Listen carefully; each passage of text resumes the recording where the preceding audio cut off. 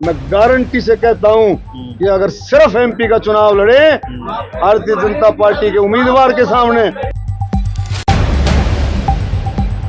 ये लोगों को भड़काते हैं, अफवाह फैलाते हैं, झूठ बोलते हैं, एमएसपी करते हैं।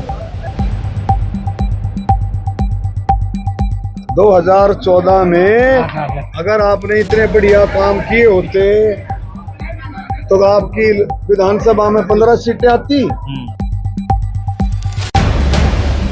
जिस तरह से मोदी जी ने 5 साल में धारा 370 35 से छोटे काम नहीं है। हरियाणा देश का पहला राज्य है जो 14 फसलें एमएसपी पे खरीदता है। गर्मी बहुत ज्यादा है, लेकिन जो चुनावी पारा है वो भी काफी चढ़ रहा है। देख रहा हूँ जनता काफी आपके साथ आ रही है। किस तरह का माहौल है अभी? देखिए, जनता हमेशा सच्चाई के साथ है।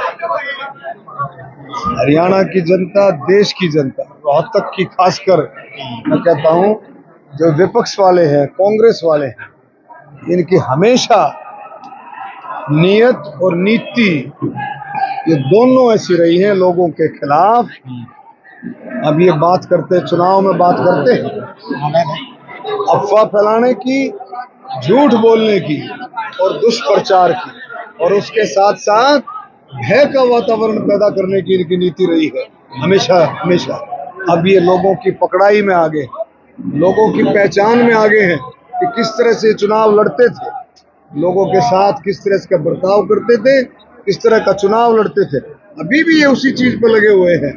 एक कार्यकर्ता को उकसा रहे हैं, 100 वोट डालनी। किस तरह का उकसावा क्या? 100 वोट डालनी है, पकड़ पकड़ के कह रहे हैं 100 वोट डालनी है। इसका मतलब क्या है? आदतें पड़ी हुई है, खराब आदतें पड़ी हुई है। बूथों पे जाना, बूथों पे जाकर के कोशिश करना, गलत आईडियों पर वोट डालना, बूथ कैप्चर करना, ये इनकी फितरत है। ये इनकी फितरत है और यही फितरत इनकी झूठ बोलने की है, अफवाह फैलाने की, भय का वातावरण पैदा करने की। अरुण जी, सवाल ये है क्योंकि आप सांसद रहे 5 साल यहाँ पर और जनता के बीच अब जा रहे हैं, किन मुद्दों को लेकर जा रहे हैं आपकी जनता के बीच कन्विंस करने के लिए? मुद्दे ये हैं कि हमने अभी इन 5 सालों में बहुत काम किए। ये जो कह रहे हैं कि हमने काम किया, उसकी आपने एलईडी लगा दी है, एलईडी लगा दी है। अरे भाई, 2014 के कामों का तो रिजल्ट आपको मिल चुका है। 2014 में अगर आपने इतने बढ़िया काम किए होते तो आपकी विधानसभा में 15 सीटें आती। इतने काम किए होते तो 2014 के कामों का रिजल्ट तो लोगों ने दे दिया है। बचा कुचा रिजल्ट था वो 2019 में दे दिया है। अब उन्हीं कामों को फिर से याद दिला रहे हो आप, फिर से याद दिला रहे हो। अरे जो 2014 में नतीजा दे दिया कि आपकी 15 सीटें आई, तो आप समझ सकते हो कैसे काम थे। लेकिन रविंद्र जी, सवाल ये भी उठ रहा है क्योंकि इस पूरे अगर लोकसभा क्षेत्र की बात की जाए तो 9 विधानसभाएं जिसमें 8 कांग्रेस के पास हैं। आपको लगता है कि वो चुनौती बन सकता है चुनाव में आपके लिए इस बार? कोई चुनौती नहीं। रही बात चुनौती की, चुनौती तो जो निर्दलीय लड़ रहा है वो भी हमारे लिए चुनौती है। कोई भी लड़ रहा, कोई भी उम्मीदवार है, बाकी हम अपना काम कर रहे हैं। मोदी जी ने जिस तरह से आखिरी छोर तक, जिस तरह से किसानों के लिए, गरीब दलित बैकवर्डों के लिए, हर कैटेगरी के लिए, शहीदों के लिए, स्वतंत्रता सेनानियों के लिए, नौजवानों के लिए, नौजवानों को कितना बढ़िया संदेश दिया है कि कोई भी नौजवान अपना काम शुरू करना चाहे तो उसको 20 लाख रुपए सरकार उसको मदद देगी, लेकिन बगैर कोलेटरल की। ये मतलब एक संदेश है उन्हीं के हिसाब से करके। जिस तरह से मोदी जी ने 5 साल में धारा 370 35 से छोटे काम नहीं है, बड़े काम है। ये बहुत बड़े काम है, होने वाले काम नहीं। राम मंदिर, महिला आरक्षण, करतारपुर कॉरिडोर, 3 तलाक, ये बहुत बड़े काम। लेकिन कांग्रेस लगातार ये कहती है कि चलिए ये 370 हटा, कॉरिडोर बनाता हूँ, राम मंदिर बनाता हूँ, लेकिन जो जमीनी मुद्दे हैं, चाहे वो युवाओं की बात हो, बेरोजगारी की बात हो, लोगों के व्यापार की बात हो, किसानों की एमएसपी की बात हो, जमीनी मुद्दों सर ये बीजेपी नहीं उठाती है, लगातार ये आरोप लगाते हैं वो। ये ऐसा है, ये लोगों को भड़काते हैं, अफवाह फैलाते हैं, झूठ बोलते हैं, एमएसपी करते हैं। क्या इनको पता है कि हरियाणा देश का पहला राज्य है जो 14 फसलें एमएसपी पे खरीदता है? अरे आप ये करते 2014 तक ये रहे, किसानों की हालत देखी थी। 2014 में क्या भाव था जीरी का, क्या भाव था बाजरे का, क्या भाव था सरसों का, क्या भाव था गेहूं का। अब देख लें उसके कंपैरिजन में। अब 2024 में क्या कई कई फसलों के तो 3-3 गुना से भी ज्यादा भाव केंद्र सरकार दे रही है, 3-3 गुना से भी ज्यादा, जबकि मोदी जी ने वायदा किया था दुगनी आमदन कर दूंगा। तो ये सोच मोदी जी की है।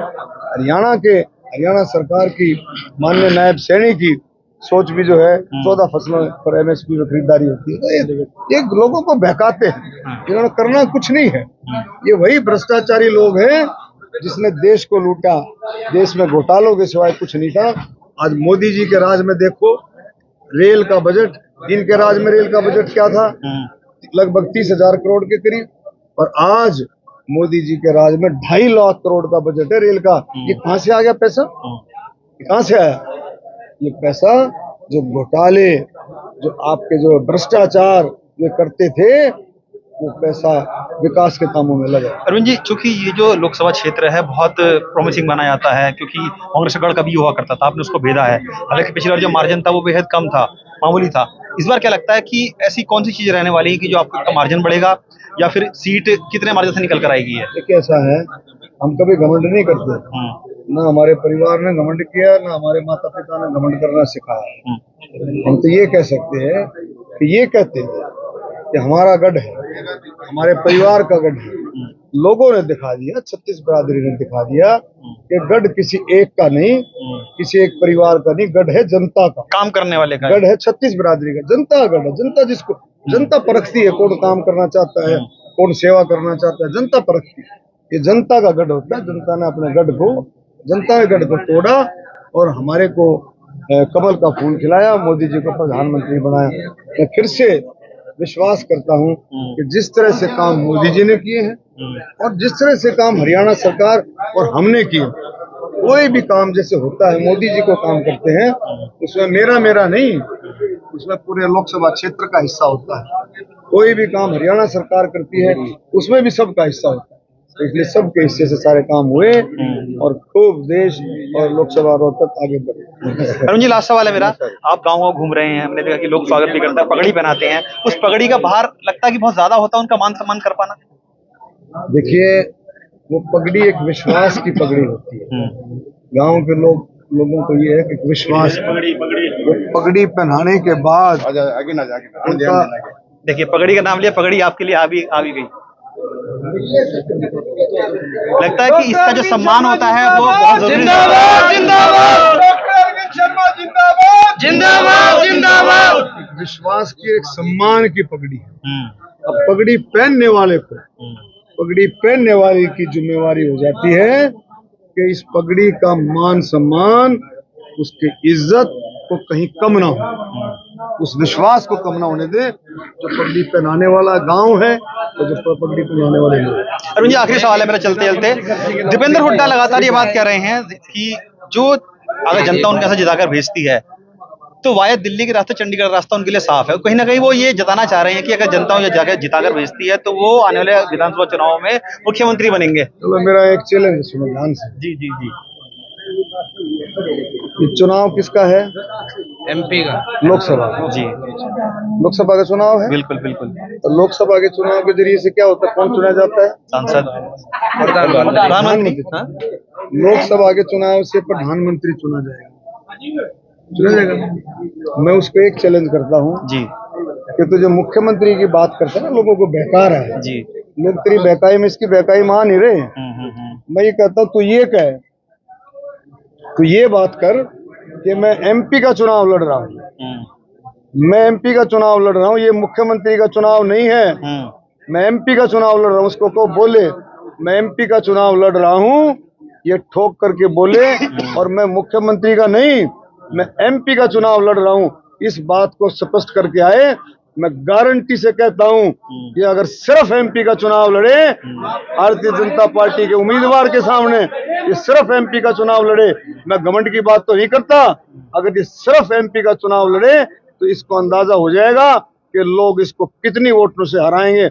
और एक और भी मैं कह देता हूँ कि खुल करके बोले कि भाई ये मेरा MP का चुनाव है, मेरा CM से कोई लेना देना नहीं है, CM बनने से कोई लेना देना नहीं है, तो शायद ये जमानत भी ना बचा सके। डॉक्टर अरविंद शर्मा ये डॉक्टर अरविंद शर्मा थे, कह रहे हैं कि खुली चुनौती दे रहे हैं दीपेंद्र हुड्डा को, कह रहे हैं कि वो जनता के बीच ये जाकर कहें कि वो एमपी का चुनाव लड़ रहे हैं, लेकिन जिस तरीके से लगातार वो बयानबाजी कर रहे हैं कि दिल्ली का रास्ता और चंडीगढ़ का रास्ता दिल्ली तो निकलेगा अगर वो जीत कर आते हैं, तो कहीं ना कहीं वो जताने की कोशिश कर रहे हैं कि आने वाले समय में जो विधानसभा चुनाव होंगे तो कहीं ना कहीं उनको मुख्यमंत्री बनाया जा सकता है। लेकिन अरविंद शर्मा का साफ तौर पर कहना है कि अगर वो जनता के बीच ये कहना चाहते हैं कि वो एमपी के चुनाव लड़ रहे हैं तो उनकी जमानत भी जब्त हो जाएगी। ये कहना है बीजेपी के प्रत्याशी अरविंद शर्मा का।